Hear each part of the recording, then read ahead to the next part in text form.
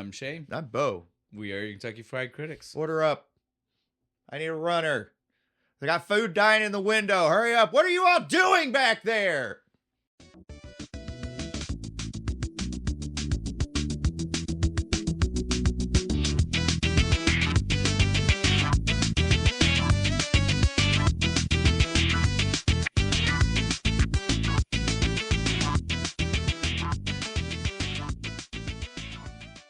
Sorry, post-traumatic stress. What are we doing? Man, I'm telling you, right? This is the perfect way to get into this. This movie's not that bad. There are way worse things to trigger your restaurant PTSD. But that being said, as both of us having worked in restaurants, it's home. It does. This one does, again, like you said, it's not PTSD. But it is true. It is true. It's not hitting the negative side. It's not hitting the part that's going to make you be like, oh, fuck. Yeah. If anything, it almost waxes nostalgic a little bit, where it's like, I remember some of the dumb stupid shit you would do in kitchen shenanigans that you can get into at a place like Shenaniganz. All right, before we go any further, we're gonna stop. Like, we got any more lame jokes we can throw on there? Let's stop on this. Let's bring this back. We gotta at least tell them the title. Yeah, of the we're movie. doing Waiting. Obviously, if you've not seen it, definitely stop and go. Well, I don't know. This is one of those, I enjoy it. I thoroughly enjoy it. Yeah, but I was 15 when this movie came out, so I was like the target audience for these jokes. So, like, a younger generation is going to be like, whoa, that... Yeah, there's some shit in here where you couldn't do this movie now. But even on top of that, I feel like if you didn't work in restaurants... Yeah, you're not going to get it. As an adult, like, again, as a teen, the dick and fart joke will get you every time. Yeah, every time, but if you've never worked in a restaurant and you're like 30, you're going to be like... This movie's stupid. I don't get it. You need that connection. Yeah. You need to feel like, oh yeah, like I can feel this. This is true. And that's the thing. Me, it's like I'm sitting there going, I was like, fuck, I've worked with literally every single one of these every people. Stereotype every one of them. I've been a couple of them. That's the truth of it. I've definitely been Justin Long fucking just back here just like, I hate this place. I don't know what I'm doing with my life. Do I quit? Do I stay? I've been Dane Cook. I've been Justin. I've been I've been everybody. I've been Bishop, the wise dishwasher. I've probably been everybody. Back there waxing poetic on shit. Yeah. I've been everybody except for maybe the Ryan Reynolds character. Yeah, I was never that cool or that creepy. Both. Exactly. 100% nailed that on the head. All right, let's stop. I've known plenty of those guys in kitchens. We've basically named everybody. So before we actually go any further, though, let's do our normal. And I've made it a pledge for the new season. I think last week we got away from me, but first of the season is always a little different because Pauly Shore or anything. And for me and you, like it's still the old season. Like it feels more like the new season for us right now because we haven't adjusted yet. Yeah, and like we're about to release it. Finally, 2 to 3 episodes before we really get the hang of it. It was the same thing last season. So yeah, like I feel a little bit better. But so I think that we definitely need to just start doing like not maybe a straight just like. We'd never be able to do that straight like droll name read. But we need to maybe streamline it a little bit more, so that way that we can just immediately just like reading out of a phone book, just be like Marcus Anthony. See, even though I have it here that way, I don't think me and you are ever going to be the type that could do it that way, right? Like it's Fartlehorn. That's a weird name. But so I do think we should start maybe trying to do a little bit faster. Yeah. So I will start with our writer director. We have Bo, thank you. I almost got so carried away. You're having too much fun over there, brother. How many deep are you? A couple. Don't worry about it. I won't tell anybody. That's fine. Right. We need to tell everybody what we're drinking and then why we're having such a good fucking time. It's from Jackie O's. We've had Jackie O's before. Yeah, Stir of Echoes. Yeah, it was a good one. Go watch that. Drink the beer and beer too. It's a good beer. This time we're going Who Cooks for You? A hazy IPA. Mm-hmm. Those damn IPAs. That's right. And so this also, I'm glad you stopped me. I was ready to fly. I know. I thought for a second I thought you were going to talk about the beer, and I was like, oh no, he's going to do the directors. Well, it's because we were already talking about every actor. Yeah. We were like, we just named off like so many by like literal full names. So I was like, true. Maybe Okay, you're right though. We need to roll it way back. I didn't even roll it far enough back. That's why I Slow the fuck down, man. We got plenty of time. We got plenty of beer. We're good. But so yeah, this season of loose ends. So Biodome is the one type of loose end for us. You know, it's the sequel. It's a franchise. Kinda. It will for Pauly Shore Cinematic is Universe. A franchise. It's the Pauly Shore Cinematic Universe. Like we talked about this. It has a beginning, it has an end. It really does. And so people cross over. Yeah. There are other Pauly Shore movies, but they're not in the Pauly Shore Cinematic Universe. Just like there are other Marvel movies, but they're not in the MCU, right? You know, like they're before the MCU. 70s Captain America. Yeah. Well, we all know there are certain ones that just aren't plastic part shield you get at like Walmart. But so that is one type of loose end. This week we have our second type of loose end, which is we're getting looser with how the beer maybe connects to the name. Yeah. Right? Like, so you guys know normally something like this would be for like Chef. Yeah. Or you know, like The Bear. You know, like I can't watch that show, dude. No. I can't. That would be the PTSD. That would definitely be the PTSD. I got like 30 minutes into an episode. I was like, no, I can't, dude. Well, they also list that show as a comedy, and it's not. What is funny about that? Nothing, dude. And so that's the thing. Like, it's Gordon Ramsay funny, just watching people yell at each other, I guess. It's very. I have a few qualms with the show outside. It's clearly for people who've never worked in a kitchen and never had to have chef just screaming at you because you cut the onions wrong. And so this time we're doing this beer, and we're not doing the cooks technically. No. There are cooks. In this movie, but it's 10 minutes of screen time altogether, maybe, and that's all of them. Yeah, right. Like other than Luis, I think Guzman, that's what helps with this not hitting my post traumatic stress. Luis like Guzman, it's mostly the waiting staff. Gives us a little bit more. Yeah, you know, we get him for. You got to. He's so well, good. If you've got him, you got to throw him in wherever you fucking can. Yeah. So he's Gomez Adams now. Yes, he is. Yes, fully doing great too. I love it. But so yeah, this was our looser. It's an example. We figured we'd start the season out with some examples of what you can expect to come, and this was our example of sampler platter. Yeah. Keep it in theme. Sometimes our themes are going to get easier for us to make connections. So let's go that way. For us to find We're beer. not even going to beat around the bush. This is not about anything other than making it easier on us. The other loose end, wrapping up things we've talked about, that's for you guys. That's like, you guys might have been waiting for us to do the next Friday the 13th because it's your favorite in the franchise.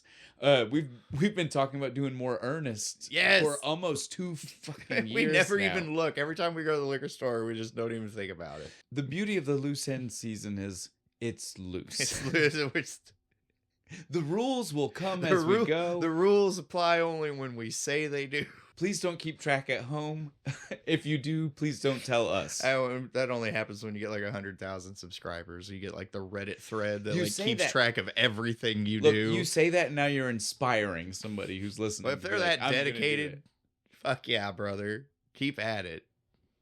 All right. Well, now I think though we have officially gone in. This beer is good. As we've gone on we're on Reddit now. We're way off. I do want to stop though. We have to say so far, like it. Mm-hmm.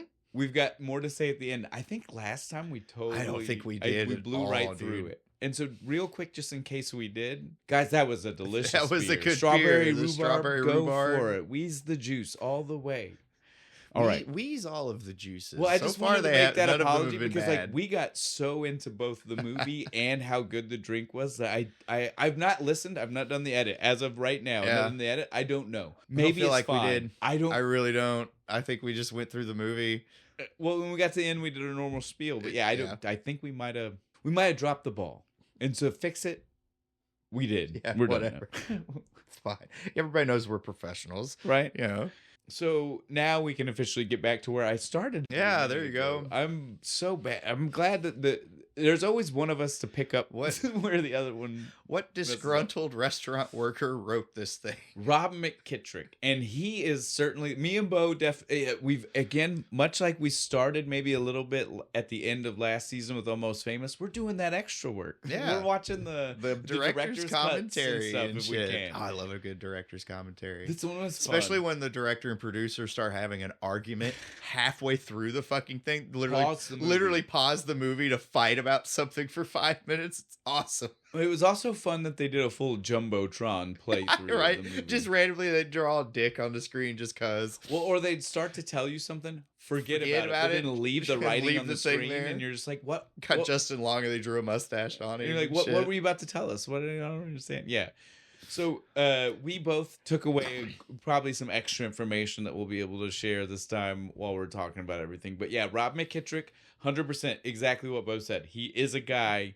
This is based on real stuff. He worked in a restaurant. I think IMDb gave me it was like 4 years. He did 4 years at a restaurant. And we both know. Short if timer. You're at one. Short timer. No, but if you're at 1, 4 years is a decent chunk. One is a decent time. And I'm pretty sure that's what I read. Like he was at a restaurant. That's a good lyric. Most people don't last more than 2 or 3. So yeah, I mean, he still did all right. I'm not gonna downplay. I don't know when he got out of it. You know what I mean? Like I don't know if he went immediately out of it into when the somebody movies. bought this script. That's exactly. Well, no, I know that, but I don't know if he was still working there when the script. You got the call. He's in the dish pit. He's sitting there like, hey. Fuck all you people! So I'm gonna go make a goddamn fuck you. You're okay. Yeah, you're okay. But yeah, that's what I mean. I don't know where he was at in his life. I don't know if he would if he had left. I don't know if he pulled a Justin and left. Yeah. I don't know exactly, or a Dean, excuse me. Yeah, Dean. But yeah, I don't know how it worked really. I don't know where he was at. I don't know I don't think he went straight from restaurants to making the movie. So I'd be interested to know what job gave him the in between. Right. If he ever felt like writing a movie was about he like that 80 one for somebody on a different project, or if he just again cold into movies. Yeah, just what if that right he sold the script to somebody, right? What if that's what I want to know? If you did it that way, dude, fucking hell yeah. I think though in the thing, I think he said it. I think he said it sat for a few years, right? Like yeah, he said he wrote it in like the 90s, like 97 or something. Yeah, that's why at the end of the movie that check guy's like, I make $48,000 a year, and I'm like. Well, and there's a couple, right? I make 30, and I don't make shit. Yo MTV Raps. Remember, during the thing, he makes the joke that he was like, "Well, that was kind of dated then, super dated in 2005." Yeah, and so he was like, "But I think it makes it funnier." And it was like, "Yeah, it does. It did, dude." To hear the guy who's supposed to be disconnected be like. You and your Yo MTV Raps. You're already like, a full 15 years off. And you're like, I know that guy. Right. Dude. Like I have worked with that manager who tries that hard. Right. Like fucking bald headed too. Same guy. This dude who took over the last. I won't name names. The last restaurants that I was at before I got out. Before I got myself away from that shit. Yeah. And I was there too long. Don't let me try to pretend like I'm too good. I'm not. I was there. I was in restaurants. So you're Naomi at this point. Yes, you're like, you've just been there so long. You just scream all the time. Bitter about everything. Just hate everything until a customer shows up, and then suddenly, so nice. very good at that. That immediate shift.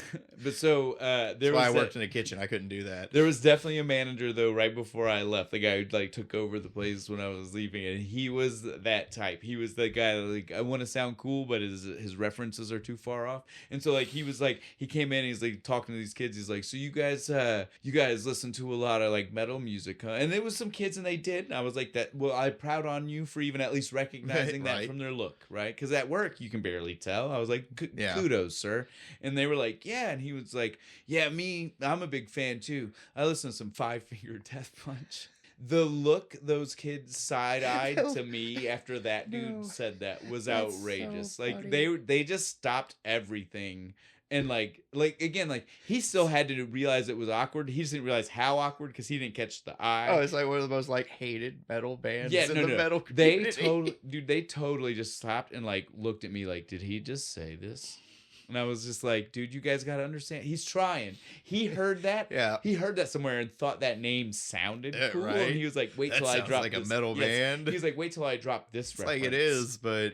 Wait till I drop this reference on those kids. Right? Like, no, that was... You would have been better off coming up, throwing up, and like, hey, is it like Slayer? Like, no, and cool. So, look, dude, he said that, and it's totally the meme, right? It's the Steve Buscemi with the skateboard. Hello, fellow kids. Right? That's how it felt. 100%. And that's exactly they did Dan. That's how Dan in this movie felt. Like, yeah, he felt like he was never cool, and it just got worse when he got as he got older. separated. And now he has like a spot of authority, so he's like, and so well, they have to listen to what I say. So. And so he pretends like he's cool. Right. Yeah, exactly. Oh, man. Okay, we got now. So Rob McKittrick earned his right to be able to make this movie. And again, as you hear us already regaling you with, I feel like this episode is going to be filled with a lot stories. Of like us just being like, this one time when I was there, let me tell you. We'll try our best to refrain from that. But yeah, Rob McKittrick was definitely just giving truth to people like us. Like this is a very real look, minus one scene, and we'll save that. That is a full conversation. But everything else, very real to what restaurant work is. Yeah. He did a very good job of both front of house, back of house. He nailed all of it. It's great. That being said, he didn't really do any other movies. He did this. He was the writer of the sequel. He did not direct. That being said, since we watched the commentary, the commentary was him and one of his producers. It was Jeff Bayless, who they sound like best friends right since middle school. The way they talk to each other and the argument at the end. Because that's a bro argument. Yes, it was an argument, but they weren't even like mad. It was just like fun argument. It's like one of those arguments. It's like they've had this fight several times. Yeah, it's not scripted, but it almost is because they've had it so many times. Yes, dude. Like again, you can feel it, and so Jeff Bayless. It felt right that he was the producer that got to be there with him, but also Jeff Bayless is the person who directed the sequel. Keeping it with the bros, man. I like it. He also surprised cameo in the movie. Right, man. It's a shame chlamydia is such a sexual disease. It's such a pretty word. You're right. I haven't named my daughter that.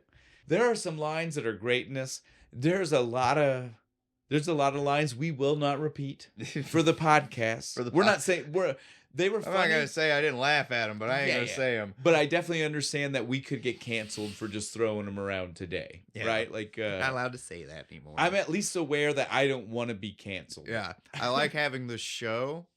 I don't want to have. But if you're in the room watching it with me, don't judge me for laughing. Yeah. No, because that shit was funny. That's the kind of stuff that you live stream. Yeah. Right? Like, yeah, everybody chuckles a little bit. You still get heat. No, you will. Somebody but you get a little bit less because, it was my live reaction. Get fucked. I grew up in the 90s. So now let's hit our cast. This is that part that I said we'll try to do. We'll run through the cast. We can talk about them when we're there. Unless if you feel like you want to name drop something else, I guess maybe that they're in.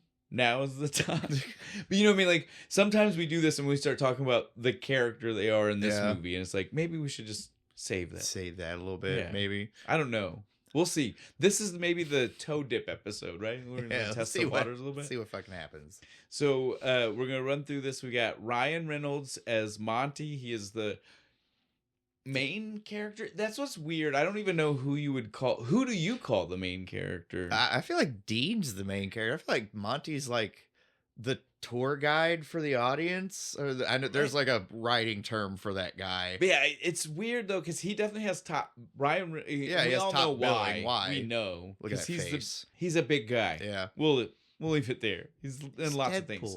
Well, I mean, Ryan Reynolds, we love. Yeah, I mean, all kinds of stuff.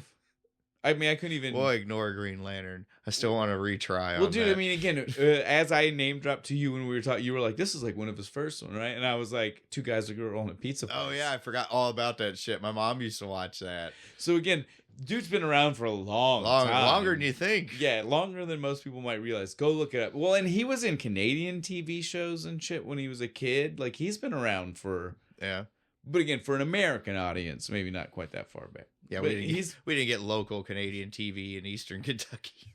I was probably outside of at least Eastern. I was still in Kentucky. Showtime in the 90s loved to put on Canadian TV. Yeah, dude, Degrassi was on Showtime. I watched a lot of Degrassi in the 90s.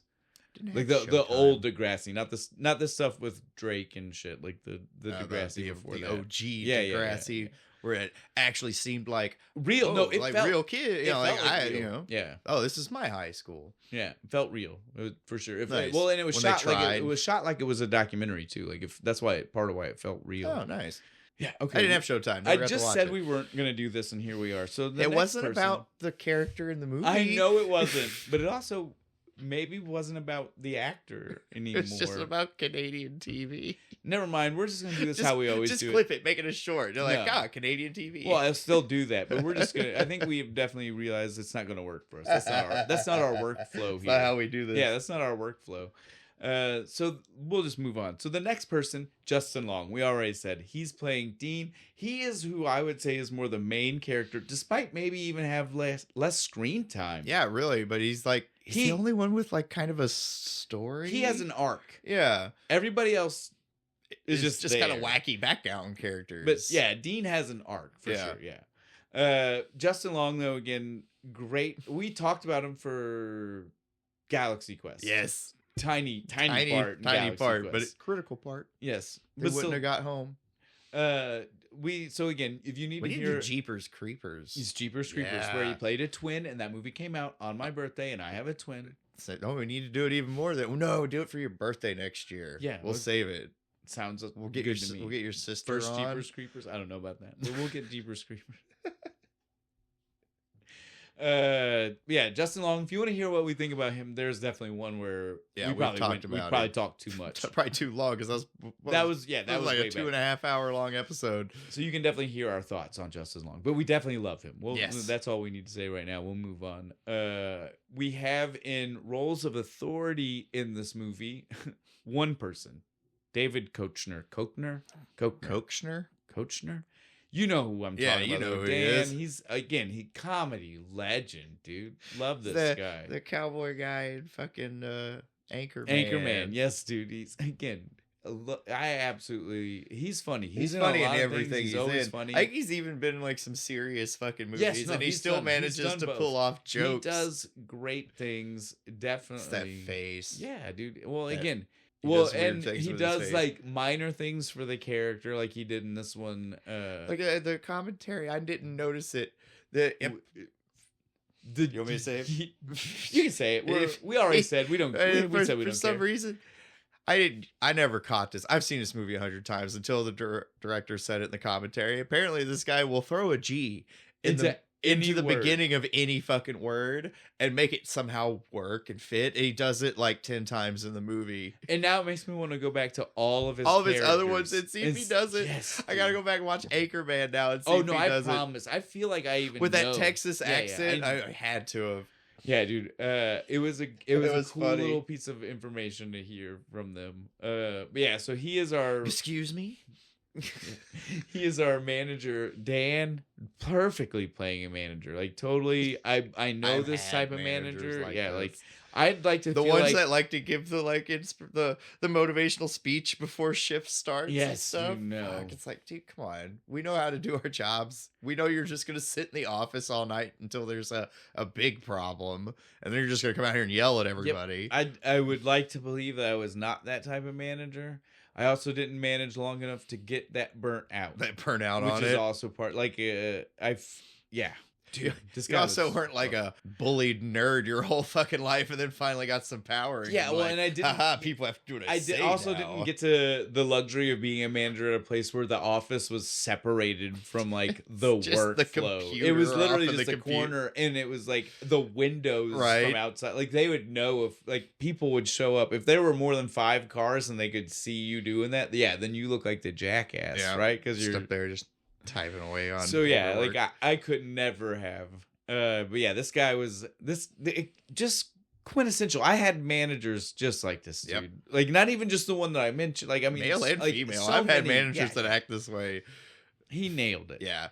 Did he just like go hang out in fucking restaurants and just kind of watch the managers and see how they acted? Well, no, this was 100% based on his managers, right? Like you know it. The only other close to like adult responsible person in the movie is not responsible. Was the only other like true adult in the restaurant. Somebody over 30. Luis Guzman. He's the head chef. The worst influence on everybody in this fucking building. How funny is it that they're at a place like an Applebee's? The Shenaniganz is like Applebee's, kitschy, Chili's. Yeah, it's like a kitschy, like full service restaurant, but like they have full service stuff on the wall. Well, it's like the flare again, just like you see in this. It's bare. They say they're full service, but really in the back they're they're deep frying half of everything and microwaving the rest, right? They're full service because they have an actual grill. That's like the only they might have some real requirement. flames somewhere. But so yeah, it's how weird is it that they literally said he's like the chef? Like he wasn't just a line cook. He's like the head chef. That's what they called him, right? And he was walking around that place like a chef at a real restaurant would. Like he didn't do work. He was barely doing anything. And I was like, that is not what you would find at a chain restaurant like this, though. Like there would be a head cook still. Yeah. But he would just be the guy that's in charge of inventory to give to the manager. The manager. Right? Like that's all. He gets to go tell the dish guy what to do. The manager he calls out the orders. That's like he gets to run the expo station. That's like the kitchen manager's job. The real exactly. The manager that's up front, the office manager, is like the real manager, but he just gives this dude the job. Like he's the one that gets to bitch at the kitchen staff. Yeah. Even though he's there, so he gets to like feel horrible about bitching at the kitchen staff. That's who the kitchen manager. That's who this guy is. It's usually the job I get offered after a while, and I just look at him and go, "Yeah, no, I don't do paperwork, man." And that's all it is. I just want to cook and get my check. That's all I want to do. After those people, we can get into the rest of the cast who make up the wait staff, and again, like we said, a couple of cooks, not that many. Yeah, two. One main one, really, yeah. Dane Cook. What happened to him? Where'd he fucking go? Dude, just weird just things. Got tired of it? No, I think he still out there? Or not. Maybe not. I don't know. You I have to thought look he this was up. funny.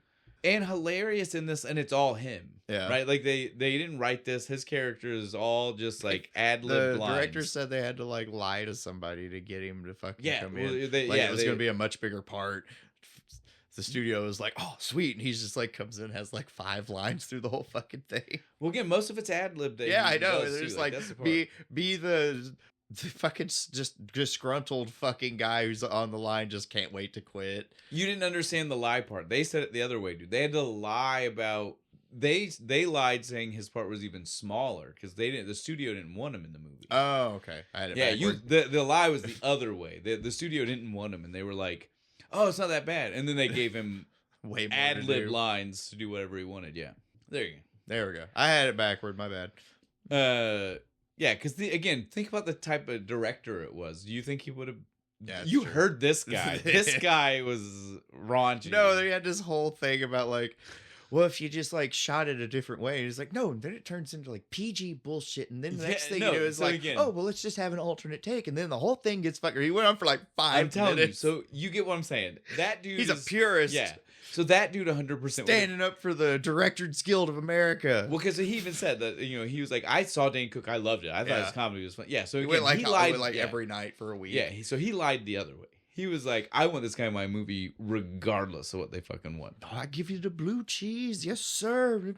Yeah, dude. Well, and he fucking assistant manager douchebag. Look, the shit he did to the management in this was fine. The shit he did to the regular employees was outrageous. He was in the wrong. Look, I know being in the kitchen, I know the wait staff can piss you off. But when they... I'm not going to say anything. But when you know that their request isn't them, like, sometimes it's them, and it's them, be mad at them. Dude totally got mad when there were occasions where you could tell, like, the customer was pissed off, and they were just like, they said it wasn't enough sauce, I need more sauce, and he'd get shitty with the waiter, and I'm like, look, get the fuck out of here before I lose your ticket. Yeah, dude, it's like, look, dude, fuck you, bitch. There's plenty of times where that's warranted in a well, maybe not warranted, but there's plenty of times where that is acceptable behavior. I don't know, when it's Calvin. But I'm telling you right now, in the movie, there were a couple times where I was like, yeah, dude, you are for sure like going way too far. He's a douchebag. You can tell he's got like the tribal tattoo and the little piercings and shit. Stereotypes. He's that guy. He's that guy. He's the quintessential, I don't give a fuck guy. I'm a badass. Yeah, I'm so cool. Yeah. It's like, really tone it down. You're really not, though. You need to chill the fuck out, dude. Let's see, who else do we have in the kitchen? Guy tries to fight you in the back of my so in the kitchen we have one other cook that we see like little pieces of, Skylar Stone. Not an important guy. I love him. Raising Hope. Go watch the show. He plays a small part in that too. The curly haired kid. Yeah. The one who tries to put guacamole on a steak. Dude, you can't mix. You can't mix. Can't mix Mexican and continental. Come on, I expected more out of you. I expected more. Come on. Have a little garlic salt. Then you almost forgot there is one other person in the kitchen, but it is the guy who's not a cook.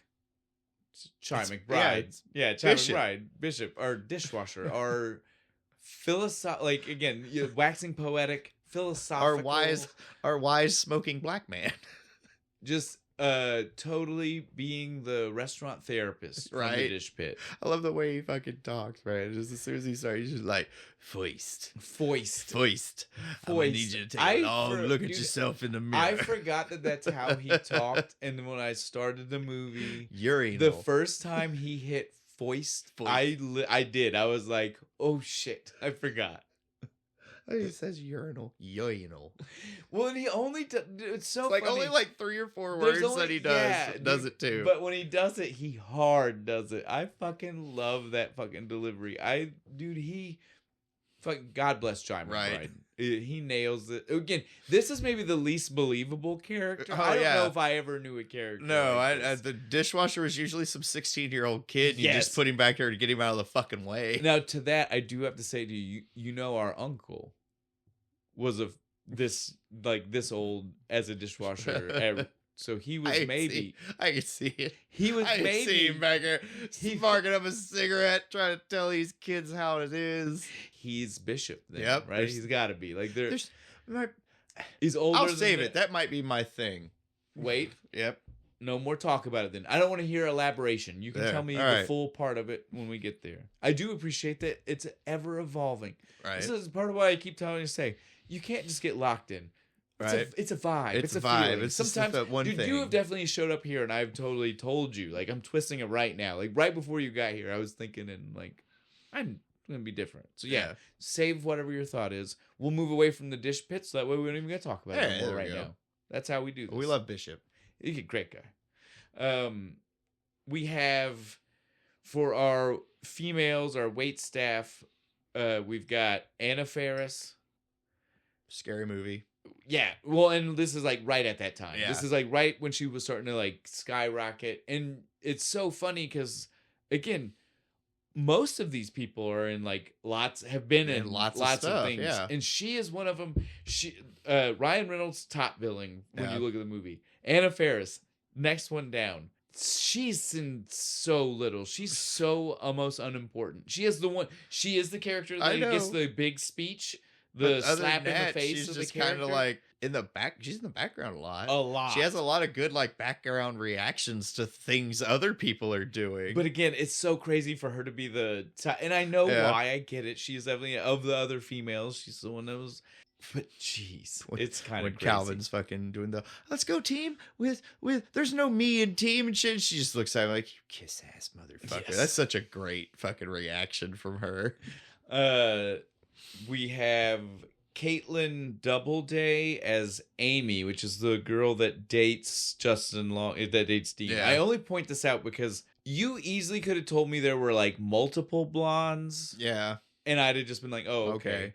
But it is definitely her the whole time through the movie. She's the least wacky character. Dude, like, she's the most normal person, so you kind of forget about her. And when she dresses down for the party scene, she looks the most not like her work self, which makes it even worse. And it's just like, I don't know. And they almost had more of a storyline, it feels like, with the whole relationship. But it really ends up not being important. In the commentary, the director said something about it, and he's like, oh, it'll probably be in the director's cut or unrated. It's not. Yeah. It still got left on the cutting room floor or whatever. So it was definitely whatever it was, not good. So her line at the end where she's like, I was psycho and I never get psycho. I was like, I didn't really see you get psycho. I barely remembered that they broke up.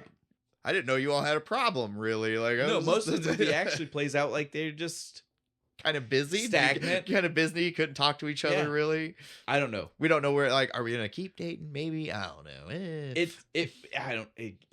Again, she's not been in. She's been in more recently. She's done like Memphis and Atlanta. Nice. You know, like some of those big like drama soap shows. opera drama shows. But back in the day, she wasn't in a like when this came out, she wasn't in a ton of stuff. And she didn't do like, she did like bit parts in like one episode of a show, bit parts in a movie. But yeah, so recently she's definitely been in a lot more. But she's in the kind of things that me and you don't. Yeah, we don't usually watch. So again, that's why I had to be like, don't let me downplay her to the people at home who are like, you don't know who she is. She just misted into the ether, and now she's gone. Yeah, she's not that, but she's definitely one of those people that she went does have a picture on IMDb. Yeah, she went to an area where we don't go. That's all it is. Like, it's not our drama type of stuff. Our next one is Naomi, played by Alana. She's my favorite one. Alana Ubach. I don't even understand. Close enough. The name is crazy that I can't pronounce. And then when I went to her IMDb, because I was like, I don't think I recognize her from anything, right? And I honestly, I didn't recognize her for anything. She has done a lot of voices, like video games and cartoons and all kinds of crazy stuff, up to and including Disney's Coco, which I know when I said to you, you were like, I have a child who is obsessed That's with what it. I figured it was. I was like, if I had kids, I bet this would land better. Yeah. Well, all you really need to know is just that it's a Disney movie and she played one of the big characters. Yeah. And again, a Disney movie. That's a Disney check. Those are nice. Well, again, she is the most un-Disney-like character in this movie. Like, female character in this movie. And so, like, it was like, the reason it was mind-blowing to find out that she was the voice of one of the Disney nice, sweet characters. little Disney grandma character. Oh, the grandma even. Yes. I was like, shut up. Stop it right Goes now. from to... Here, I bake you some cookies. Well, she's still like an angry lady. No, she's still an angry grandma. Yeah, okay, but she's still. I can see it. But she sings in that movie and everything. I mean, she's got cool. It's all her, and I was just like blown away. She's my favorite one of the she's wait staff. She's so fucking great. She's the one. And again, we all know this person. Well, I've been this guy. I've been fucking just cussing my goddamn head off, and then turning around and just turning it off immediately because there's customers in the fucking building. It's like, oh yeah, we don't have a closed kitchen; they can hear me. Yep. But yeah, she was great in this part. She is good. She's got some things we'll definitely be talking about more later that were very integral to the movie. Maybe not integral to the movie, but definitely one of the most talked about things in the movie. Memorable. Yeah. And then we have, let's see, I think that might be wrapping up some of the real big people. We have a couple more like very minor people we'll mention real quick. So we've got Vanessa Lengies. She's the minor. That's only she's the hostess. She's only a minor until Wednesday. She's only got a week left. So we only see her as a minor. Somehow until you watch the sequel, you only ever see this girl as a minor. That's all I'm saying. But she also was in Glee. Let me bring this up because it is definitely something me and Bo have seen plenty of. It's a good show. It is a good show. I'm not trying to knock that we've seen it. A good musical. I'm saying that we have indeed seen it. Definitely forgot the whole time I was watching Glee that this was the same girl for sure. Read it in the IMDb almost as surprised as seeing that the one girl was from Disney, even though I could have made the connection visually. Right. It just never did. If you'd have watched Glee before this, you would have immediately been like, ah! Probably, right? Cue Leonardo da Vinci. DiCaprio. Yeah, the meme. Holding your beer. I think now I want to redo that meme with Leonardo da Vinci holding, like, wine. Me and you can work on it. The last person that I want to mention, and I think that's because every other character that's in it is literally like they're still decently sized to actors or actresses, but they are in blink or you'll miss it roles. Like the bartender, the amount the director and the producer talk about her, like loving her, and I'm like, I forgot there was a bartender character in the movie. There's two bartenders. Well, yeah, but one of them redhead chick. One you remember because she's sleeping with Luis Guzman. Yeah. But the other girl totally didn't remember that was a character. Scenes. Right? Totally. And they talk about her in the commentary so much. And I was just like, is she even at the party at the end of the fucking movie? I don't think she is. So again, we're not going to talk about everybody. And if you love these people, we get it. They are big actors and actresses that are also in it, but they're not important. The last person that I even want to mention, not really that important. is Nick. You know, T-Dog and Nick. Andy Andy Milonakis. Andy Yo, fucking it's Milonakis. me, I'm Andy Milonakis. Dude, I love the man show where you just go around on the street and like hit on bitches. It's so good. I loved Andy Milonakis back in the day. I loved when he got his own show. I loved him on the Man Show. I loved him. I loved funny, that dude. he had the spot in this movie. What happened to him? Is he still around? Yeah, he's still doing stuff. Yeah, dude. YouTube, like he didn't YouTube, degenerate into debauchery like most child stars. No comment. Awesome. Yeah, I don't know how to answer that question for you, so we'll just leave it at that. But yeah, Andy Milonakis, I love Andy Milonakis. Section just filling me in on the horror story of Andy Milonakis. Oh, but yeah, it's like, oh no, I'm so sorry. I think that is everybody and everything we can possibly say about everybody and everything. Uh-oh. We're not. Who? Oh no, I know. John Francis fucking Daly. We forgot Sweets. The look on your face told me everything I needed to know. John Francis fucking Daly, dude. Sweets. He's Sam Weir on Freaks and Geeks, dude. How did we forget? He is also a director of movies and TV. Yeah. Sorry, man. John Francis Daly. It's because he has like no lines until the end of the fucking end. movie. We weren't gonna let him talk either. His role was just to be the quiet guy who gets dumped on. Right. For the whole movie. Poor new trainee. This is actually really good because it segues into one of the first things I wanted to say anyway. Bro. Yeah. I'm glad you cool. did this. Awesome. So one of the things I wrote found, these. You would, right? One of the things I found out while I was doing research outside of the commentary, and I don't think I heard them mention this in the commentary, they based the interactions between Mitch and Mike. Monty. Monty. Yeah, Mitch and Monty. Sorry, why did I say Mike? Because I was trying to do. Doesn't matter. Mitch and Monty. Between John Francis Daly and Ryan Reynolds. Yeah. The interactions between them are based on Val Kilmer and the little scrawny kid in Real Genius. Have you ever seen Real Genius? It was fucking years ago. So like that whole premise is he's the cool kid at the smart camp and the other guy's the dorky kid that comes in. Literally to the point that it is apparently in the special thanks on the movie. Special thanks to it's either to the actors or the characters or the person who wrote the movie. Any and all who were involved with the making of Real Genius. But there's a special thanks to Real Genius for the way he did. And it's really, is that right before you can watch the Rube Goldberg device thing go at the end of the I love credit? Well, he said it in the commentary. I was like, bullshit. Yeah, if you watch all the credits, it was real. It'll fucking it's because it was Andy Milonakis. That's what he used to do on his TV show. He used to do shit like that all the time. Like, he's a cool dude. I love Andy Milonakis. Sorry, a little bit off track again. Snake and T-Dog. He's Nick. T-Dog's yeah. The cornrows having tall one. I love the difference between them. Like how dedicated he was, and Nick being the one who just had the tiny little braids. He just put a little rubber band in it. He even had like this much like chunk of a mullet almost in the back, not touched. Couldn't see it. In his mirror. That was himself. The realism of that was so great, dude. Like again, I look cool, except for right there, top to bottom. You gotta love it, dude. But yeah, this again, they nailed so much that it was so good between the banter between the people. As much as that Real Genius might be based for the conversations with those two, it's also just how it works when you're training somebody in a restaurant, right? Yep. Like that, literally, the person being trained, unless you ask them a question generally, and you care to listen to the answer, just generally kind of stand there. Is their job for the day is to stand there and not talk and watch. The worst and is learn. When you ask them a question and they just stare at you like, is that?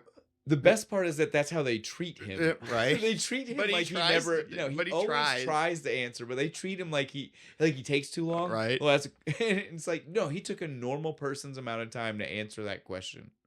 You don't talk much, do you, Mitch? Well, I mean, you have. That's okay. I didn't talk much when I got here too. Hold that thought. The very first, like after the manager's like, "This is the new trainee. I need you to train him and shit." He does the whole thing, and he just looks at me. He's like, "I really need to ask you, if you're gonna work here, You need to ask yourself, am I okay with frontal male nudity? So, and he just stares at him for a minute. That's a good spot for us to start with some of our maybe actual restaurant talk to you, right? Like,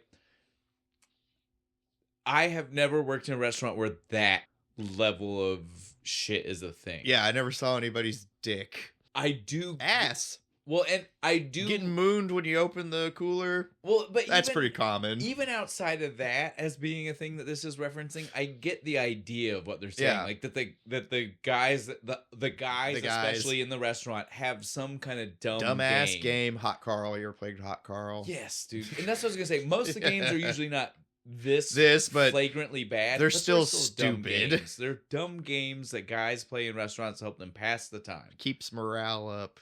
And so kind of pisses off management. As soon as I saw that and he asked the question, it was one of those things where, again, it's like, okay, they went super crazy raunchy with the how do you feel about but it's the vibe of the way he asked it. I was like, no, I get what's going on here. It's like the initiation moment where the manager's gone and you gotta look at him and be like, you're gonna be how cool are you? How cool are you? Let me test. We all smoke weed out by the dumpsters. Are you gonna fucking say anything? Something. It's like it's where you push the most outrageous thing at him as you can. Yeah.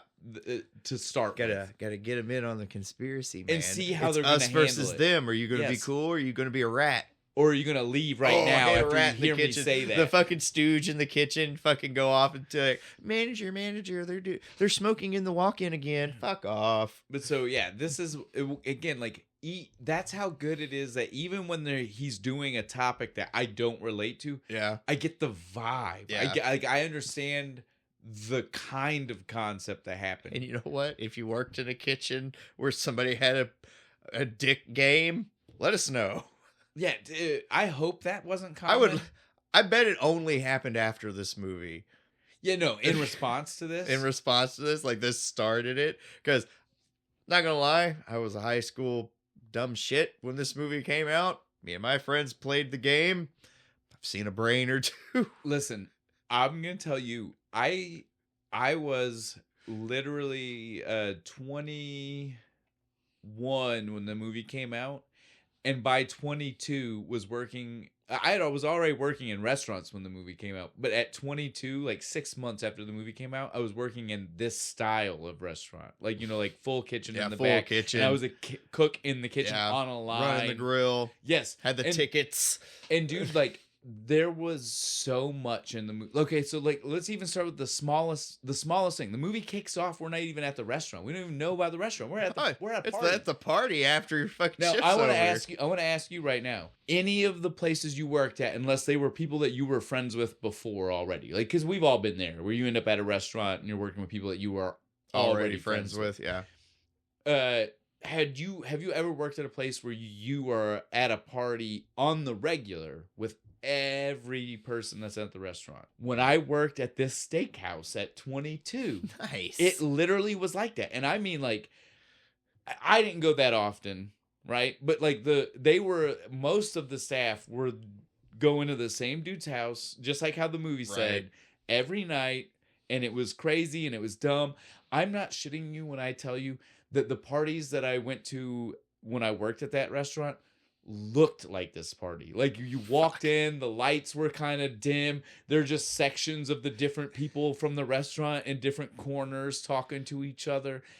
I was like, holy shit, that's real. Man, by the time I worked anywhere where like they even had like semi-regular parties, I was already like married for 5 years and it was like, I'm not allowed to go. You weren't really missing out because it was also just as dumb as you saw here. You know what I mean? Like the conversation was barely actually you get what I mean? Like it looks like a kick-ass time. But by the time, dude, again, I as a young person, it's all weed and alcohol induced. Well, I didn't even go that many times. You know what I mean? Like they did it. Most of these people were going every single night after work. I went 2 times tops. Like I was just like, not my vibe, not my scene. Me and you are too antisocial. That's what it is. to be the like that. This is I why I prefer a nice you. Dungeons and Dragons game. The reason I asked you was less to see if that I thought that this was a real thing, and more to be like, yeah, it's just not the kind of thing that we go to. I did most of my like big house party things in high school and learned really quick. I don't really like it's not my vibe. I don't like doing it because I've always felt like I ended up just kind of sitting on a couch. I would either somewhere sit on a couch, watching. I would either sit on a couch, or then I'd be the guy trying too hard. Yeah. And then I'd also make an ass of myself. Getting in a fight. Or throwing up, or like something that made an ass of yourself in some way. Yeah, dude. So yeah, I agree. I was the same way. Leaving the party with no pants. Maybe that's a you thing. That happened once. I woke up on the porch, no pants. It was, the way you brought it up, in no way did I think that wasn't a personal Had to walk story. back to the White House and look for him. I get in there and fucking Frankie's girlfriend fucking had him on. She found him in the bathroom and she was like, "Oh, I thought they were nice," because they had these like cool like skull pattern on the leg and stuff. I was like, "No, those are mine." But so I will tell you though, those kind of parties definitely did exist at restaurants. That's what I was getting at though. The movie, it nails so much right that even goes into the uncomfortable, and I think we need to address that. Like we said, okay, one of the uncomfortable things we're not repeating. Yeah. Like we said, they drop a certain word a lot of times that is not socially accepted today. And we'll leave it at that. It's another word for a bundle of sticks if you read Lord of the Rings. Boromir tells them that we have to gather a bunch of these if we're going to climb up into the mountains. That wasn't even the one I was talking about. Oh, is that not the one you're talking Yeah. about? The R one? Yeah. Ah. So, okay, there's a couple of words that get dropped on the regular in this movie. I was going for the what the English call a cigarette or a bundle of sticks. I know which one you were. I was talking about what you would say you do to paint when you make it less thick. Wow, that's good. Well, it's right. Or and to make something that is not flammable. Yes. Generally speaking, if you dilute things, the other word for diluting, just simply to impede the process of. Yes. I think we're done with this bit. That was so smart. Thank you. High five. Virtual high five. But yeah, I think we're done with the bit because I think maybe that went too far. That was good though. We all understand the words we're talking about. That was the point. That was the point of the bit, was to let you know which words without saying the words. Try and come at us, YouTube. We danced around that so elegantly. So perfectly. Chef's kiss. God bless the English language. Right? For knowing for being fucking ways. Confusing. Yeah. Some of our foreign fans might be they're pissed they off. Don't know they're what like, we're what saying. The fuck? They're having to pull out thesauruses and dictionaries and circle around it. They're literally looking up definitions of shit. Like, I know he said a definition that sounded like a definition. But outside of the words, one of the controversial things the movie brings up, to bring us back on topic, is the underage thing. Yes. Right? This hostess. Like I made the joke. You Yeah. could have been a host. The hostess is generally in most places a young. You don't have to be to you don't serve, have to be underage, but it helps that she's cute. Well, to serve, you have to in a place that has alcohol, and this you got to be definitely 20 in a day. In our state, some states it's 21, but you always have to be something that is very close to legal age to buy. Yeah. Right. And so, no matter what, the host is usually the person who is not old enough to serve, but you might want them to be a server in the future, so you hire them as the hostess because they can learn that job. And they're just too cute for the kitchen. Well, you also what happened in most states you can't have someone in the kitchen under the age of 18. Hostess. Oh yeah, that's right. I forgot about that. Hostess is one of the few jobs in this type of restaurant where you could feasibly hold that job under 18. That being said, I feel like they implied Andy Milonakis was under 18, right? Yeah, his character. I got a feeling like both of them were. But they also aren't in the kitchen. They are only on boys. Trash duty, bussing tables, cleaning the bathroom.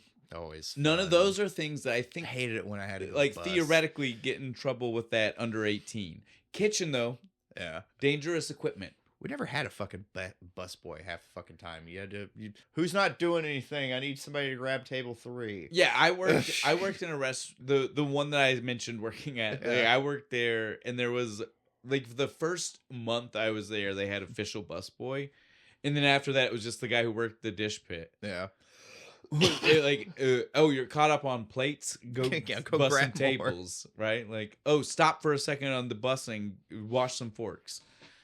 But yeah, the movie, it nailed everything, and the relationship show, though, like the underage, it's one of those things that I feel like lost a lot of people. Yeah, who weren't familiar with restaurants. This is a very common thing to have the cute underage girl be hit on by the way too old one guy.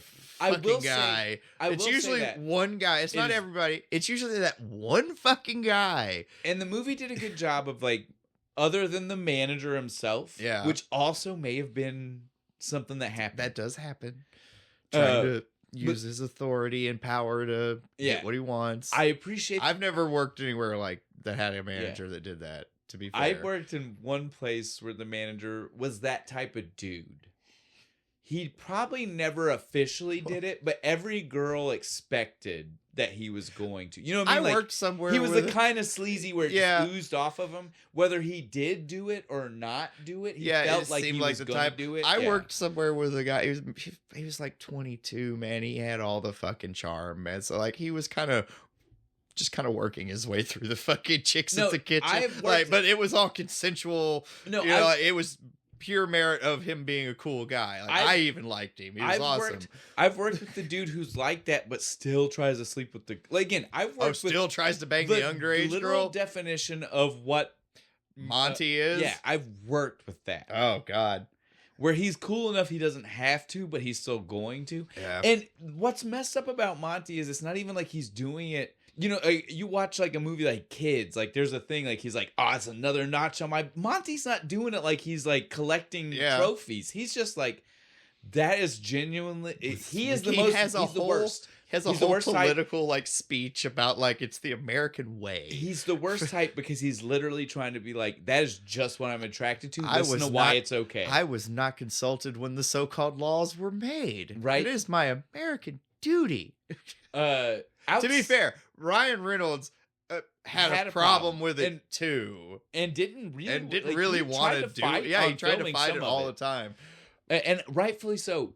But he played it off so comedically that you can kind of works. It works very well. Yeah. Well, and they do the good job at the end where it's all a gimmick, where you learn it's like it's all just all jokes. Yeah, it's all for show. Waiting. I'm not actually going to do it. That was good. That was nice. I was like, good. He just talks a lot of shit. Fuck. I will give Rob McKittrick that. Like, he was writing the character from a place of truth, but I appreciate that he was like, that might be a little too much for most of the public. Did you watch all the director? Yeah. Apparently, the studio wanted him to like fuck her and shit. Dude, the studio was so wrong. Because that leads me to I love you. I love you. Segue again, Bo. You just got finished saying like it's like we write them, we don't. The other segue about the studio. So the studio did this for sure. Yeah. And they wanted it to go way. Because again, no, they wanted her to be younger. They wanted her to be like 15, 16. Wanted Ryan Reynolds to like go down would be on her when you start on it. Yeah, it was like, no, we're gonna make her like she's gonna turn 18 in like soon. 3 days. And he's gonna wait. And he's like, we can wait. Little kissing. Because Rob McKittrick, again, as much as he wanted people to understand this happens, he still wanted to like be like, I can't prove what happened when the door shut. I can only say what I saw. Yeah. And that's kind of the story he told. Yeah, because Ryan Reynolds is even like, if anyone at all, including authorities, I assume, I fucked you. And so, again, twice. Rob McKittrick did his best to be like, I'm going to write this from what I saw, and what I saw says, I don't know what happened. Reynolds. Right? Like, I don't know what happens behind a door. So he was like, I'm going to tell this, but I will back up, as Bo said, restaurants, that's real. There's always that guy. The studio, though, the fucking high school girl gets hired, and they're just like, oh, and it's like, dude, don't. The studio wanting it to go further was crazy. I want to see the search history of these motherfuckers. Well, and then the only other thing in the whole movie that we know for sure the studio pushed that he didn't write. Yeah. Because at least this is like the studio pushed it to be worse than he wrote it. He did write it. Yeah, this is something the studio was just like, hey, you need to do this. The studio pushed one more thing, and it was not something he wrote, and for his detriment, I think. Yeah, is the thing that they pushed the movie on. right? The few trailers. Yeah. Because it was in all the fucking trailers. He says, like, this movie kind of got buried. It was supposed to be bigger, and they pushed it down. But even with pushing it down, the only trailers you saw for this movie was the don't fuck with the people who handle your food. And you see in the garlic salt. Spitting in it. Yes, pulling you see the all cubes and rubbing their dick with it and shit. And me and Bo both immediately were like, look, because we work together in a restaurant, but we both have had plenty of other jobs outside. I have 15 years of kitchen experience and a culinary arts degree. I only got up to a decade, no degree. So but I did do management. Between the two of us, I've seen some shit. Well, in between the two of us, we've seen all of front, back, and in between. Yeah, we've seen it. I've never seen anybody do this. No. This is wish fulfillment. This is what we all want to do to the bitchy community. And we say we'll do it. Each other. We'll look at the guy and be like, I'm going to spit on this bitch's food the way she's talking. We don't, because honestly, I would have fired everybody in this kitchen. I was a manager. Immediately. You know. I'm not a manager, and I would have fired him. You worked for me as a manager. Did I not only would I have fired you for that, I wanted good food. Like, even when people were shitty, I was still like, look, we're giving good food. Wait 3 more minutes. It has to cook. So again, I can't give you raw chicken. So this was the scene where they go nuts on the lady's food. Yeah, and she is a fucking grade A colossal bitch. She's the person we all would have said it about. Yes. But nobody's actually doing it. And Rob McKittrick, God bless his heart, did not write that. Because even he was and like, he no, didn't agree with that. Because again, he worked in restaurants, and he was like, that's as not much what as we hate people, we won't do that to food. And we like food more than we like people. And so now is the part where me and Bo officially go on record to say, if we have any listeners who work in restaurants or have worked in restaurants and are like, no, we definitely did that. Fuck you, people. Yeah, fuck you, dude. What the fuck? Look, I worked in restaurants for a long time, and now I will talk shit on that job left, right, up, down, and every way I am you retired. Think of. But I'm going to tell you right now, when I was in it, I was in it, and I liked it, and I cared. I wanted people to enjoy the food they got from me. If you're gonna pay for the food, it should be good. Thank you. I fired a guy one time. I wanted the food that I would want to eat if I went out to buy the food. Imagine your grandma. You're cooking for your grandma. That's what I would tell people. Well, and look, me and you we worked at a restaurant together in a small town. Yeah. Our grandma was literally eating food from us. So not only did we have to make sure that while we were working that the food was of that level, we had to make sure that the people who worked when we weren't there, in case our grandma showed up when we weren't there, would not get on food. Not to mention your like parents and siblings and cousins. Like our extended family is like half the town. Yeah. And so it's literally like I would tell people like everyone that you could possibly do something to might be related to me. The second you and me quit working, the whole family quit going. Yeah. Because they couldn't trust it. They were like, nope, don't trust it anymore. They knew it. But when we were there, it was stand-up food. And I will stand by that. But yeah, that scene bothered me that's so much. Because nobody's doing that. Nobody at all. No, I mean, as much as you fucking would want to fucking, rub your nuts on somebody's garlic bread. 100%. Some Fremunda cheese, which is my favorite line. I get it. You're not actually going to do it. Because the manager's going to see you. You're going to get fired. Mm-hmm. Mm-hmm. Right? Like, it's just what's going to happen. So, I feel like this should have been like a dream sequence, right? Like the Amy girls like getting berated. Well, and then just like the fire. Just like the fire the fire scene. And shit. Like, my name's T-Dog, bitch. Again. Yeah. And then it snaps back and Amy's still there getting fucking chewed out by that lady. Would have been fine. That would be more true to life. Yeah, it would have been totally realistic. Yeah. I agree, dude. I agree. Rob McKittrick, great job with everything. Job. I'm sorry you lost that fight, but it did make a really good trailer. It did. So, it probably got my 20-year-old. Yeah, that's why I fucking paid attention and was like, "Oh, that movie's probably funny as fuck." And before I worked in a restaurant, it's probably one of the things I laughed at the most. But once I worked in a restaurant, it's probably the scene that I disagreed with the most. I can definitely tell you because I was 15. I didn't have a job. That was the funniest shit because I was like, and I can remember having the thought of like, yeah, it's exactly what the fuck I would do to some bitch. But then you're working, and then I worked there, and it's like, yeah, I can't do that. I would never. Because that makes me look bad when they figure out that I put pubes on their steak or something. Well, especially when you're doing like you have to really put it all into perspective because you're doing it because they were already rightfully upset. They did, like again, I understand why we would all get mad. You ain't got to be a bitch about it, but I get it. I did fuck up. The person you should legitimately be upset at, not this lady who got steak cooked not the way she wanted. Be mad at that guy that got the well done steak and ketchup. Yeah, on grill. Floyd, it's Dane Cook. Dane Cook worked grill. It's his fucking fault. You can't do a goddamn medium. Yeah. Well, again, no, I'm not even saying we have thermometers for a reason. No, you didn't hear what I said. I said be mad if you're gonna be mad at a customer. Be mad at the customer who got the well done steak. The redneck guy and wanted ketchup. Yeah. No. Oh my God. What are you, 5? So this is one of those things. I just had to throw that in. And then not tip. I wish Bo would have heard the first time because then we made that joke so much funnier. But I had to throw that in. It had to filter through the beer. That's a very restaurant joke. Yeah. We all, if you've ever worked in, again, culinarily speaking, you shouldn't want to steak. Nothing above medium.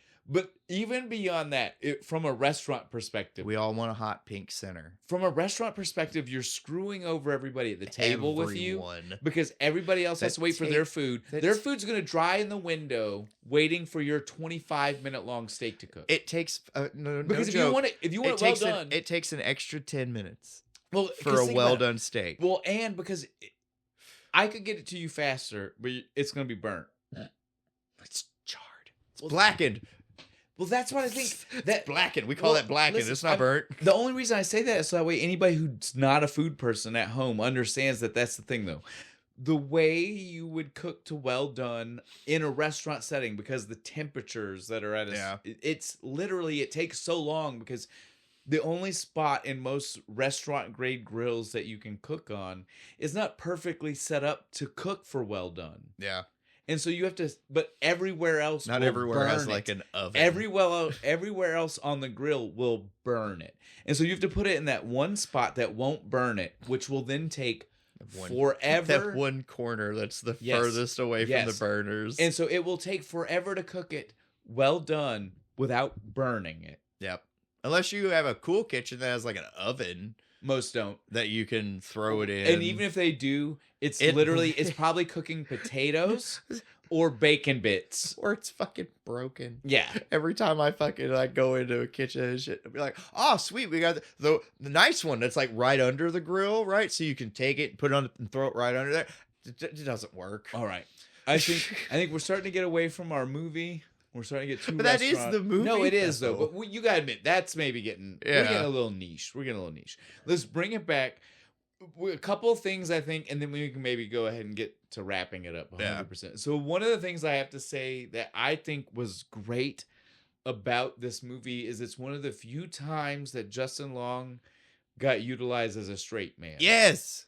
And it's so funny if you've never watched it. I wouldn't even recommend watching the commentary. There's not enough there. If you like commentaries, watch. Yeah, if you like just hearing directors talk about, you'll enjoy this one. It's pretty good. Yeah. If you're not a commentary person already, you're not going to learn enough that you need to. Yeah. But one of the things that I highly recommend it just for the argument they have. But so one of the things they talk about though is how much Justin Long hated having to be the straight man. And I gotta say though, he did it so good. So good. So good, dude. There's a couple scenes where you can see him wanting to fucking where he has the ice pick. Well, and he's freaking out. Give him. There are a couple of times where they let him improv, and that takes away from him not being the funny man, right? Like him and Dan. Yeah, where they're in the office. I think we could hang out.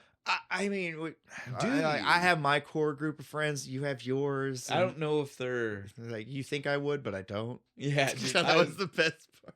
It's like I think you'd think I do, but I don't. So their banter was beautiful and so funny, but again, not like not the kind of funny. No, like he was still very much straight man in those scenes. It was he did so good. So like there's shit I've said to people when I don't want to hang out with them. It's just like I I just kind of like, I only have like the 3 friends that I really talk to, you know. My favorite one that he got to slip in, and again, it's in the commentary, was that's adorable. Oh, when he says it to John Francis Daly, he starts working. They're talking about the game. He's just like, look, it's okay. You know, it's going to be all right. He's like, don't worry about it. He just pitches this titty. He's like, you're adorable. Walks away. Dude, that one is perfect.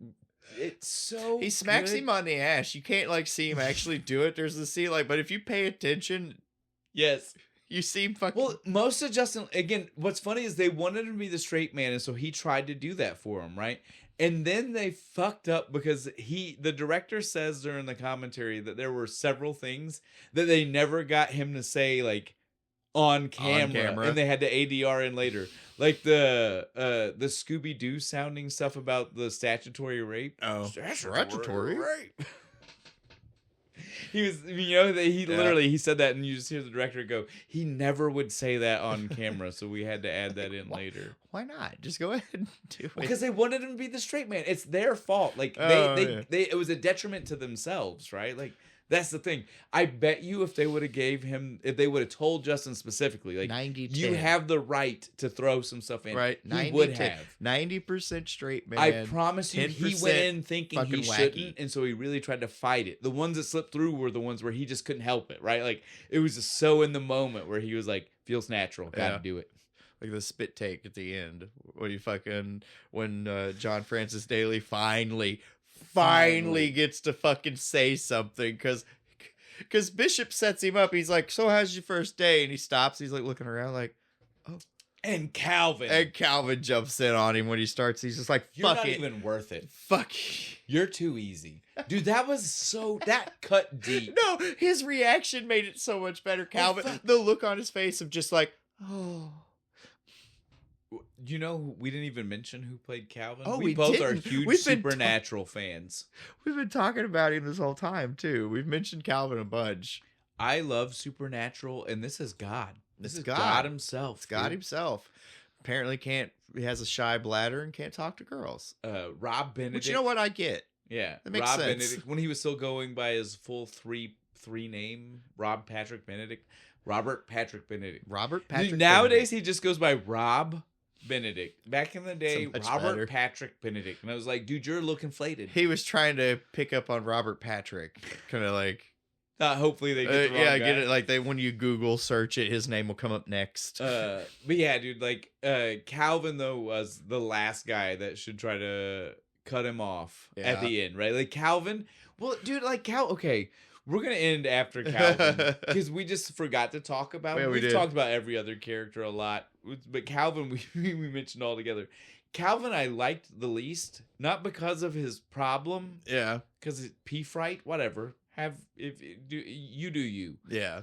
My problem with Calvin is when he recounted the story to the dude, he was like, I know the guy was looking at my dick and was like, that's a really nice dick. Like, most guys in their head are not thinking that. Yeah. They're like, that dude was looking at my dick and was probably like, it's tiny, or like, it looks weird. Calvin's proud of his dick. I mean, he knows he's But huge. if you're proud of your dick and you thought the guy next to you thought it was a really nice dick, would it cause you to have a problem about whipping your dick out? Well, that makes me think less of Calvin, because I was like, well, maybe he's so goddamn homophobic that he's just like, even though he has a fucking horse dick, he's like, there's a man looking at like it. Like I said to you, there's no Which answer. makes no sense because he plays the game. Yes, there's no answer about Calvin that makes his problem a problem. Look at a bat wing, bitch. There's no problem. No problem.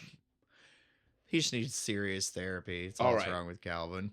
I think on that note, though, I think we're done. At this point, we're done. We've talked about so much. We've circled the drain of food a few times. Yeah, told some personal kitchen experiences. But before we wrap it all up, we have one last thing we need to do. Bo, you even said earlier you might have been changing your. No, it's still there. Same one? Yeah, same one. All right. What's the thing? It's so stupid. There ain't no goddamn way he kept that cigarette lit back there in that dish pit. Too wet. Too wet. It's a humid. And he was too dry. Yes. He was never covered in water. You literally, are soaked within 5 minutes. Even if you try to stay dry, even if you there's just water in the air. Every fucking where. You're breathing in a gallon and a half of water. You open up that fucking the dishwasher sanitizer thing, and it just mist fucking comes out in your face. If you wear glasses, fucking just fogs them up immediately. Nastiness everywhere. Yeah, I know. He was in way too good. He was way too clean, way too dry. I agree with that 100%. That guy was. That was my only problem. That guy was not running a dish. Yeah, there wasn't no way. He wasn't cleaning nothing. No, not at all. I will give you. It is small. It is dumb. I give you. Yeah, I agree with you. Shane? What's your the thing? Funnily enough, the thing is also a food-related side of it, not a movie-related side of it. We worked in kitchens too long. I have to tell you right now, I have worked in every type of restaurant, fast food, full service, in between down. Service. You know what I mean? We ran a fancy cafe in culinary school. We see when they first go to work, when everybody's getting there in the beginning. Yeah. They all, not a single person that worked there showed up in uniform. That's right. They all had a gym bag and went to the bathrooms. Like there's a fucking locker room? Like it's a locker room. Oh, yeah, nobody. But I will say this, dude, I've worked at a fast food restaurant that had lockers. Yeah. Nobody uses them. But I will tell you right now, if you keep your regular clothes in the restaurant in any way, they're going to smell like the restaurant. You would never do that. They're going to smell like grease. The thing you would do is wear your uniform to work. And if you had to change, you would leave them in your car. You would maybe bring a change of clothes to change into from work. Yeah. But you would 100% not show up to work in street clothes. Nope. And then use the bathroom like a fucking locker room. No, I've never seen anybody do it. Never seen Not that. one time. I just thought of that. I worked in a place. They all fucking show up. I worked in a place. The only person who's actually already at work in the entire movie is the hostess chick. Natasha or whatever. I have worked in a place where the uniform was just jeans and a fucking black t-shirt. And nobody ever showed up not in that. Right. Nobody was like, oh, I can just put a different I can wear a regular t-shirt and put the black t-shirt. No. Nobody didn't show up in uniform. I've worked places where you got in trouble if you didn't show up in your uniform. At best, when I worked at places where, like a McDonald's or like a fast food, maybe you show up with not the overshirt. Like you have a white shirt. You have a white shirt with the pants and then you throw the uniform shirt on. Yeah. That's the closest. But the girls walk in with gym bags. Dan walks in with a regular shirt on, doesn't he? He has like a Hawaiian shirt on. Everybody, dude. Bullshit. But worst movie ever. I retract everything. They didn't show up to work right. Well, this is what I'm saying. The thing doesn't have to be a thing that makes the movie not good. Sometimes it's just a thing where you're like, yeah, it's only going to bother kitchen people. Well, no, that's most of this movie. That one's restaurant all around. Restaurant people. I can promise you, even servers are like, yeah, I didn't do that. Fuck that. I'm not showing up with, especially if you worked at like where they had all the fucking shit, like an office space. You gotta have more flair. Tchotchkes. There we go. Flair. They're like, I'm not showing up with those stupid ass suspenders on. But yeah, so again, though, my thing is just that there's no way. I don't even believe any one person did that on the regular, but I definitely don't believe every one person that worked there showed up that way. Yeah. No, you show up ready to fucking go. Half the places I worked at, you got like bitched out by the manager because it's like, you should, when you walk in the building, it's time to work. I'm like, you're going to let me clock in? All right. So at this point, like we said, I know we forgot some of the things. Oh, yeah, we probably did. We mentioned stuff so rapid fire in the beginning. We were our connection to food definitely was pulling us ready to talk about just this. Into like, we're just having flashbacks. So we apologize. I'm gonna wake up in a sweat in the middle of the night hearing fucking buzzers. Bing, bing, bing. So We apologize if we mentioned some scenes that we didn't finish. If we forgot your favorite scene, tell us in the comments. Us. Maybe we'll personally send yeah, we'll you be our like, thoughts. yeah, our thoughts. We might even be like, no, yeah, that's right. But yeah, we definitely, I do feel like we just need to, we're done. We can't keep this up. We'd be here all day. We're done before I have to go back. Before I go back to therapy. Yeah. We'd only be dropping the restaurant knowledge and lore at this point. It wouldn't be worth it. Want to know how to make a souffle? Tune into our cooking channel. Now, that being said, now that we're done, I gotta say, Jackie O's. It's really good. Especially if you like grapefruit.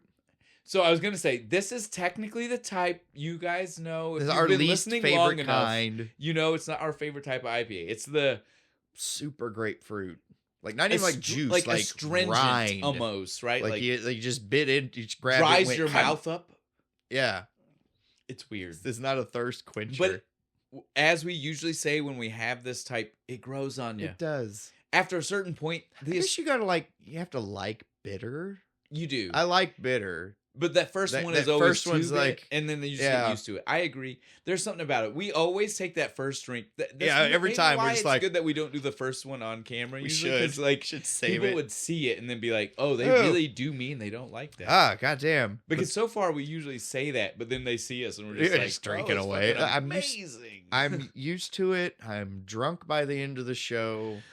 But so yeah, you guys, Jackie O's, you did a great job. We love this. I hope we find more stuff we can do with you guys. Look, no, they have one, and I'm gonna go on record because we haven't been able to find it yet, and I might have to tag them. When this episode comes Call them out. Well, it's not their fault. I'm not calling them out. Calling them out is what you do when it's almost negative, right? Like you're like, you guys, you bastards. Yeah, I'm not calling them out. This isn't their fault. We live too far away from where their beer sells to find it on the regular. They have a pawpaw beer. They're the ones with the pawpaw one I showed you, huh? Not a prickly pear. No, a pawpaw. If you pick a raw paw. I know where you're going. Then you best beware. But that's the movie we're gonna do. So stop it now. I'm saying, I know, but you're giving too much away. I'm saying though, I can't find their pawpaw beer, and I would love to find it. We just live too far away. Yeah, we looked for it. We couldn't find it. We found this one. We looked in one place. In all fairness, it was our special spot. It's the spot, yeah, and we usually do find a lot there. I think they were in the middle of like bringing it because it was kind of empty this time. It is also where we found the other Jackie O's. Yeah. So by all means, if we were gonna find another Jackie O's, probably where we would have found it. Right. But who cooks for you? Yeah. But so my point was just though I'm definitely not calling them out, but I would love to have that. Right. If they want to send me one. Yeah. Or tell me what place close to Kentucky has it. Something, anything that would be useful. Help. I would love. But yeah, Jackie, help. This one was good, perfectly fit this. But on that, Bo, what are we going to be doing next week? Next time, the show continues with. Fuck. Give it a shot. Yeah. Troegs. Look, I like Troegs. We're going with Troegs. Independent Brewing Company. It's probably 100% wrong, but you guys I like Troegs, though. You know me. I'll commit to it. Like, it takes me forever to finally decide to, but when I do, I like that one, though. We're going to go with that. Troegs Independent Brewing's Graffiti Highway, another IPA. We're going to be doing American Graffiti. Love American Graffiti. A real classic. A true classic. Technically, true classic doesn't mean much. That's like, what, 25 years? 20, 25?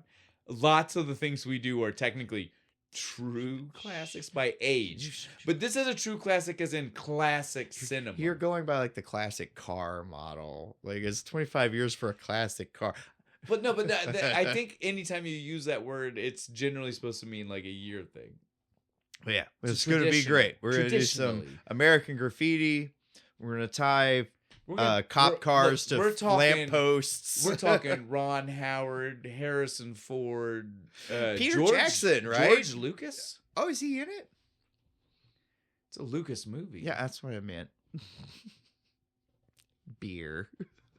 Peter Jackson. How does Peter Jackson connect to American Graffiti? Didn't he produce for it? Lord of the Rings? Yeah, didn't he produce for American the movie? Graffiti was made before he was born. No, really? Yes, dude. American Graffiti was like when Happy Days came out. I do like Happy Days. But think about that age Ron Howard. Peter Jackson was like in his 30s or 40s when he was doing Lord of the Rings, dude. He's closer to our age than he is someone who could have been producing American Graffiti. Yeah, they're all fat. They all have beards. Okay, on that note, I think we've probably said everything we need to say, though. So, Bo, is there anything you want to tell them as we go out? Apart from me being an asshole right here at the end to Peter Jackson and George Lucas both. I like Peter Jackson. George Lucas can suck it. Like, comment, subscribe. Share. Hit all the buttons. Instagram. Snapchamp. All that bullshit. Fuck, I've drank too much. I think we're done. Call the order in. I need runners. We're done. Runner!